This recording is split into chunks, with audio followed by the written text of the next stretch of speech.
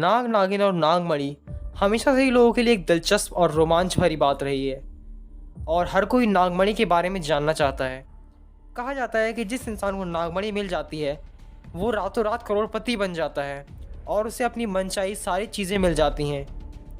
दोस्तों, आज की वीडियो में हम जानने वाले हैं नाग नागिन और नागमणि की एक ऐसी सच्ची कहानी जो कि झारखंड के एक गांव में घटी है और जिसे सुनकर लोगों की रूह कांप जाती है।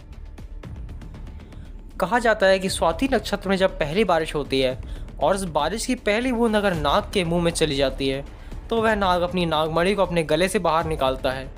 नागमणि के बाहर आने पर नाग के पास बहुत सारी शक्तियाँ आ जाती हैं, जैसे नाग का इंसानी रूप बदलना, पलक झपकते ही मनचाही जगह पर पहुंच जाना, अपनी मर्जी से अपना आकार छोटा या बड़ा कर लेना। ये सारी शक्तियाँ नाग को मिल जाती हैं। कहा जाता है कि नागमणि में से बहुत तेज़ रोशनी निकलती है जो कि कई मीलों तक दिखाई देती है और इसी वजह से एक इच्छाधारी नागिन अपनी नागमणि की हमेशा रक्षा करती है और उसको लोगों की नज़र से बचा कर रखती है। लेकिन अगर कोई नागिन से उसकी नागमणि छीन लेता है तब नागिन का गुस्सा सातवें आसमान पर होता है। झारखंड के एक गांव में ये घटना घटी है जो कि बिल्कुल जंगल के पास स्थित है। इसी गांव में दो लोग रहते थे, मोहन और रमेश। दोनों ही बहुत अच्छे मित्र थे और दोनों दिन के समय अपनी बकरियों को चराने के लिए जंगल जाया करते थे। उसी जंगल में एक नागिन अपने नाग के साथ रहती थी और अपनी नागमणि की रखवाली करती थी। एक बार मोहन की एक बकरी जंगल में काफ़ी अंदर तक चली गई थी। तब मोहन ने रमेश से कहा कि तुम मेरी बाकी बकरियों को अपनी बकरियों के साथ घर ले जाओ, मैं अपनी बकरी को ढूंढ कर लाता हूँ जो कि जंगल में चली गई है। और उधर नागिन भी अपना भेष बदलकर इंसानी रूप में गांव में भ्रमण के लिए निकल गई थी, नाग को नागमणि सौंपकर।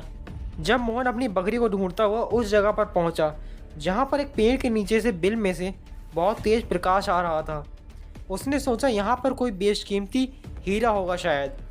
तब उसने पड़ोस में पड़ी एक लकड़ी को उठाया और बिल में अंदर मारने लगा।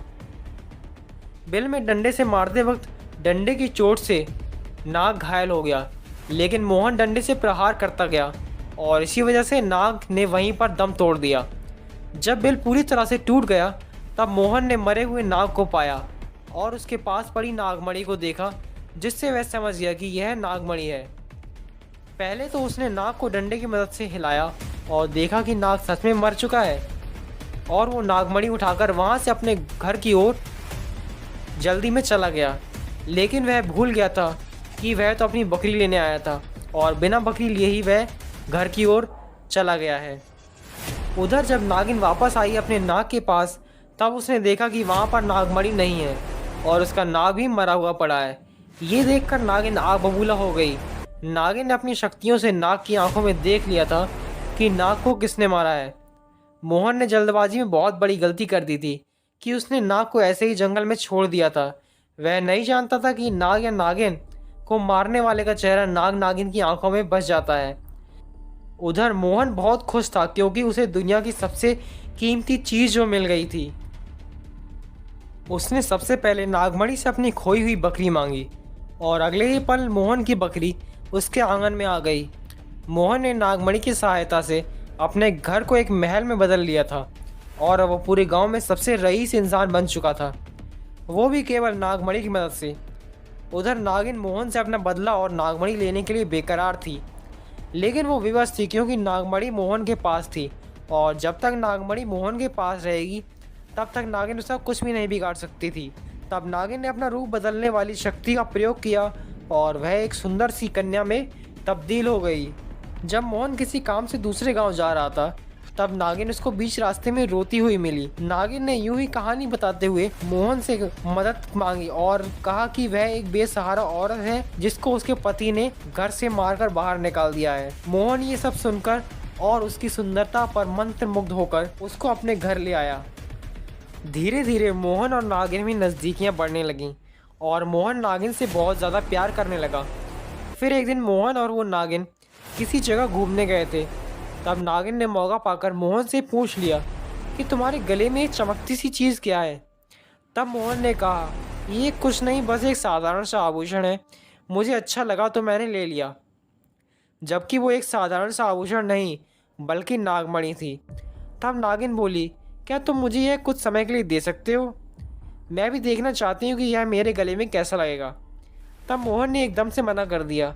उसके बाद नागिन ने कहा, तुम तो कहते हो कि तुम मुझे अपनी जान से भी ज़्यादा प्यार करते हो, तो एक मामूली सा आभूषण मुझे नहीं दे सकते? नागिन बहुत गुस्से में बोली। यह देखकर मोहन से रहा नहीं गया और अनचाहे मन से मोहन ने अपने गले में से वो नागमणि निकाली और नागिन को पहना दी। और बस एक पल में ही नागिन, जो कि एक सुंदर कन्या के रूप में मोहन के सामने खड़ी थी, वह पल भर में ही एक भयानक कन्या के रूप में बदल चुकी थी। वो एक पल में परिवर्तित हो चुकी थी। एक पल में उसका चेहरा नाग सा होने लगा था और उसने मोहन को कई बार अपने फन से डसा। तब तक डसती रही जब तक उसने दम न तोड़ दिया हो। नागिन का बदला पूरा हो गया था। उसने अपने नाग का बदला ले लिया और उसे अपनी नागमणि भी मिल चुकी थी।